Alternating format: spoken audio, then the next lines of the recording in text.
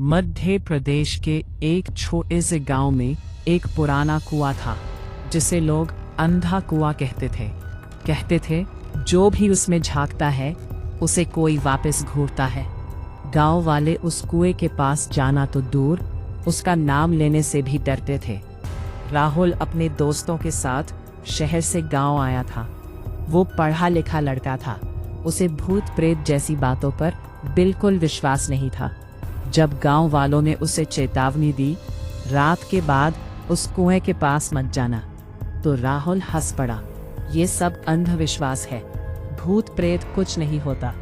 रात के 12 बजे पूरा गांव गहरी नींद में सो चुका था, लेकिन राहुल की आंख अचानक खुल गई। उसे साफ साफ एक आवाज सुनाई दी, राहुल नीचे देखो।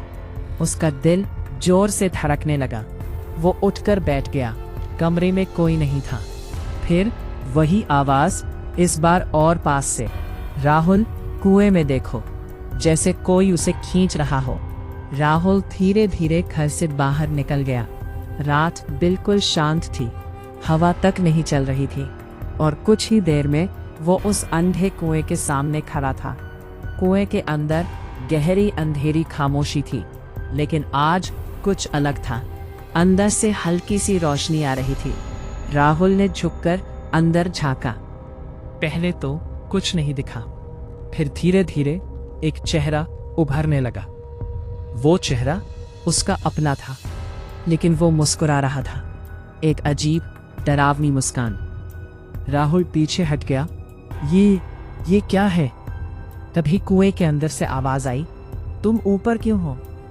तुम्हारी जगह तो यहाँ है। राहुल का शरीर कांपने लगा। वो भागने ही वाला था कि अचानक किसी ने पीछे से उसके कंधे पर हाथ रखा। राहुल ने डरते हुए पीछे मुड़कर देखा और उसकी सांस रुक गई। उसके सामने वो खुद खड़ा था, वही चेहरा, वही कपड़े, लेकिन आंखें काली और मुस्कान खौफनाक। उस दूसरे राहुल ने धीरे से कहा, अब मैं बाहर जाऊंगा और तुम अंदर रहोगे। राहुल कुछ समझ पाता उससे पहले ही धक्का, वो सीधे कुएं के अंदर गिर गया।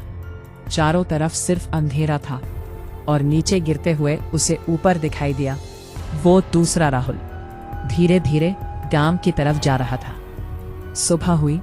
गांव वालों ने देखा राहुल बिल्कुल ठीक था। वो लोगों से बात कर रहा था, हंस भी रहा था, लेकिन कुछ बदल गया था। अब उसकी आंखों में अजीब सी ठंडक थी और वो हर किसी से बस एक ही बात कहता,